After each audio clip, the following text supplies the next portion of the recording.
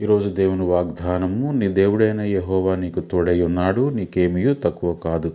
ప్రియులారా, మరి దేవుడు ఎల్లప్పుడూ మనకు తోడుగా, అండగా, ఆశ్రయముగా ఉంటారు ఆయన. కాబట్టి ఆయన తోడు కొరకు మనం ఎదురు చూసేవారుగా ఉండాలి. ఒకవేళ నువ్వు అనుకోవచ్చు, దేవుడు నాకు సహాయం చేయటం లేదు, నన్ను ఆదరించడం లేదు, నన్ను కనుకరించడం లేదు, నా బాధలు, నా ఇరుకులు, ఇబ్బందులు నాకు అలాగనే ఉన్నాయి నా తండ్రి అనుకోవచ్చు. కానీ తగిన కాలమందు ఆయన హెచ్చిస్తాడు. అయితే మన జీవితంలో కావాల్సింది ప్రార్థన కావాలి, ఆయన యందు భయభక్తులు కావాలి. మరి ఆయన సన్నిధిలో ఎల్లప్పుడూ మనం కనిపించాలి. మనం చేయవలసినటువంటి పనులు చేస్తూ ఆయన తోడు కొరకు, మనం సహాయం కొరకు ఎదురు చూసేవారుగా ఉండాలి. ఎందుకంటే ఆయన వాగ్దానము చేసి వెనుకకు తీసుకునే దేవుడు కాదు.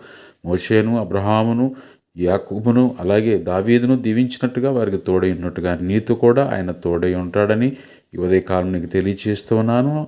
నిన్ను దేవుడు దీవించి ఆశీర్వదించునుగాక. ఆమెన్.